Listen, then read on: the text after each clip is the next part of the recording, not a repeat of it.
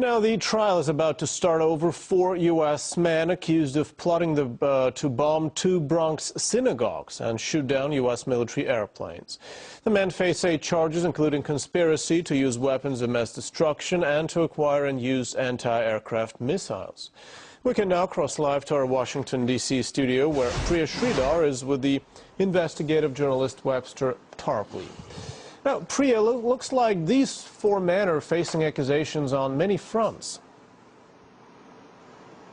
That's right, and I'm joined by investigative journalist Webster Tarpley right now, and he has some of his own theories about what's really going on with this case. Webster, thanks so much for joining me. Thank you. So first of all, tell me what's going on here. What's behind this whole story? This is another production from a long-standing FBI theater of the absurd. It's a circus.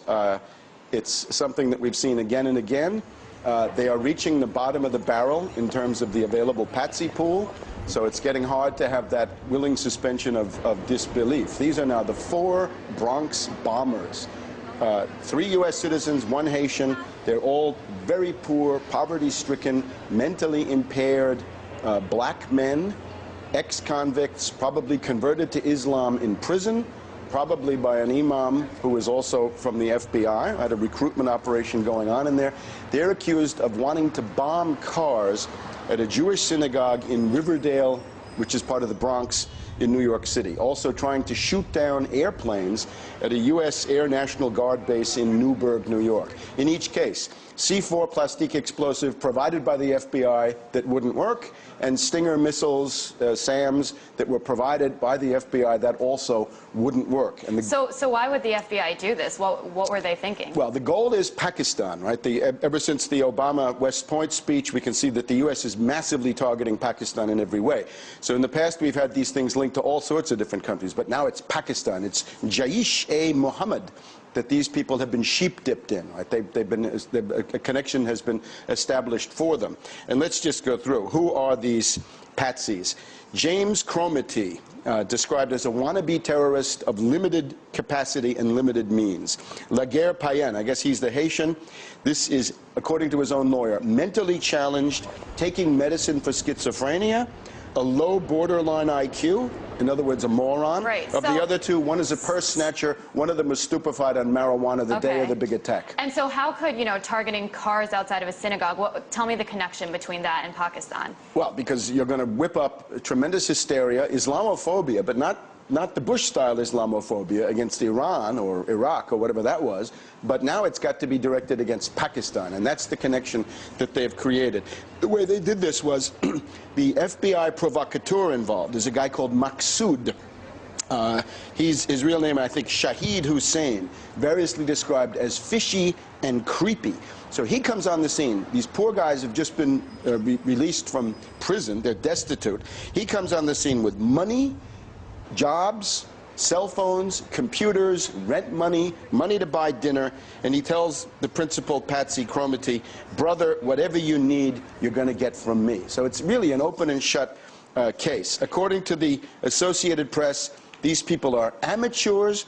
They were not able to go into a Walmart and buy guns and cameras even after they'd been given money by the FBI. The Nation calls them losers, ex-cons, and drug addicts. Other sources call them semi-retarded potheads. Right. So what you see is a complete sting, a complete entrapment, all fabricated. There's no criminal intent or ability to begin with. Everything is provided as props by this FBI circus. And so you referenced President Obama's speech, and you said, that Pakistan is the new target. However, he's saying that Pakistan and the United States have to have this important partnership. What's going on there, then? The goal, once again, is to destroy Pakistan as an energy corridor between Iraq, Iran, other countries in the Middle East that produce oil, and China, because that's where a pipeline could go. The pipeline could start in Iraq, it could go to Iran, it can go up through Pakistan, cross the Himalayas, above Kashmir, go into China. This would be oil going towards China and Chinese economic influence coming into the Middle East and essentially cutting out the Anglo-Americans. And how is that going to happen, the destruction of Pakistan?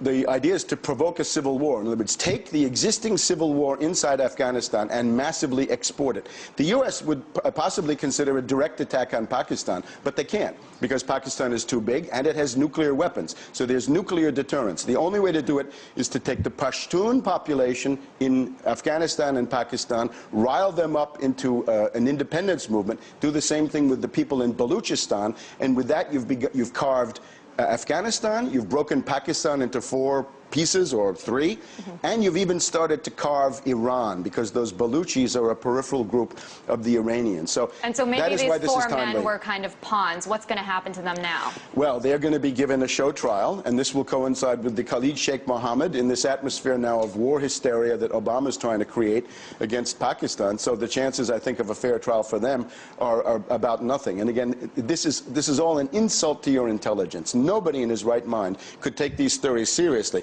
We've had this again and again. We had the Fort Dick 6. In this case, they were so lackadaisical they didn't want to do anything. The JFK Airport pipeline bombers, led by a sad sack who sold incense in the streets. His means of livelihood was to get small change out of payphones. The Liberty City 7 in Miami, Haitians who are also dirt poor, mentally impaired. So again and again, the same story.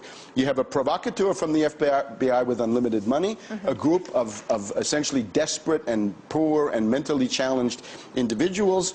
Bring in some junk weapons, and you've got a case, and you can inflame public opinion and direct that against your foreign target, which is what they're doing in this case, and it's Pakistan.